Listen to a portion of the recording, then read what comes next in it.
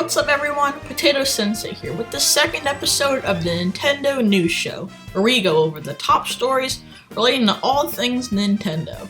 Sit back, relax, grab some popcorn, and enjoy.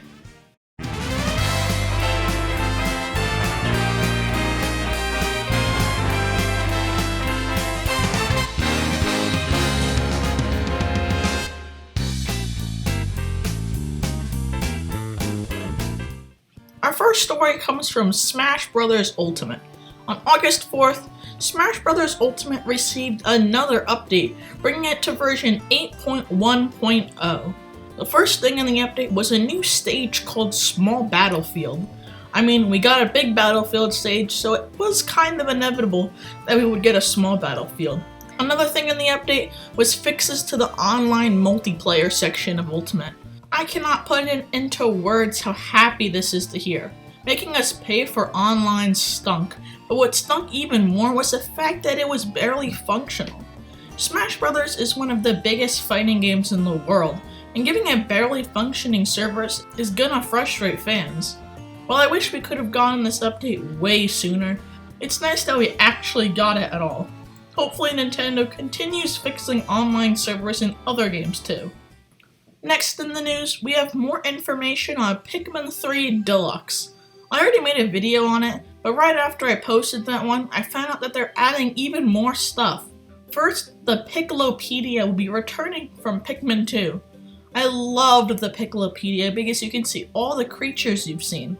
It's like a little museum, so it's really nice to see that it's returning. The Piklopedia and cave system were both mechanics fans were really hoping for in Pikmin 3. So it's nice to see that at least one of these mechanics is returning. Also, I guess there is some type of achievement system they're adding too, where you can earn little badges for doing things.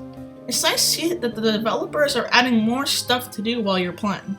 Pikmin 3 on the Wii U was fun, but I feel like other than the main story, there's not much else to do in the collectibles department. For example, in Breath of the Wild, you have the main story, but then you also have Korok seeds, the camera, shrines, side quests.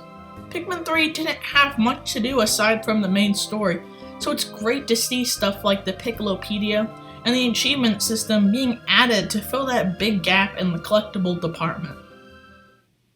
Moving on, our next story comes from Super Nintendo World. I was planning on making a video on the topic, but I might save that video until after we get a full trailer from Nintendo with all the details. It's honestly mind-blowing how much attention to detail they're putting into Super Nintendo World. The coins are rotating, the piranha plants are moving, Yoshi is walking, you can see Bowser's castle too. This attention to detail is really helping the overall feel of the place. You really feel like you're in a Mario world. For long-time Mario fans, this is a dream come true. We also have some leaks for a Mario Kart ride attraction.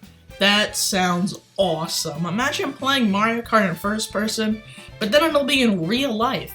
The concept of a Nintendo theme park is genius, and I think Nintendo and Universal are doing a fantastic job bringing people's childhood dreams to life. Other things I'd like to mention, does this open the door for theme parks for other Nintendo franchises? Maybe even just a section for each of the other franchises. Having a Zelda or Donkey Kong theme park would be magical. I know this will probably never happen, but there's nothing wrong with dreaming a Pikmin theme park. You can't see me right now, but I have the biggest smile on my face just thinking about it. The only downside of this Nintendo theme park is that it's only in Japan. Gosh darn it. Hopefully sales do well enough so that they eventually open one in the US, because seeing it in Japan and knowing that I'm thousands of miles away is just frustrating. I want to be there so badly. Our final story comes from the sales data for the Nintendo Switch. As of June 2020, the Nintendo Switch has sold 61.44 million units. It's honestly insane how fast the Switch is selling in such a short amount of time. The Wii U sold 13.56 million units in 5 years, while the Switch has already sold over 60 million units in only 3 years. I think one of the biggest factors affecting sales of the Switch is the whole pandemic. While a lot of businesses are suffering, businesses like streaming services and video games, are benefiting greatly. With so many people stuck at home, playing video games and watching TV have taken up a bigger portion of people's daily lives. Another thing I'd like to talk about are sales for the games on the Switch. As always, Mario Kart 8 Deluxe is at the top with 26.74 million sales. But what really surprised me was Animal Crossing at the number 2 spot with 22.40 million sales. It's only been out for a couple months, and it's already outsold Breath of the Wild, Mario Odyssey, and Smash Bros. Ultimate. And Animal Crossing has already outsold it in just a couple months. I think Animal Crossing's widespread success is partly due to the common relaxing part of it. Real life is very stressful right now. Just turn on the news. So getting to escape to a lush tropical island with a set routine every day is a game changer for a lot of people. Definitely helped me a lot. I just reached 200 hours a couple days ago. Overall, the Switch is selling like wildfire right now, and so are the games. It's a great time to be a Nintendo fan. That's it for the Nintendo News Show. Thank you so much for watching. Don't forget to like and subscribe. Potato Sensei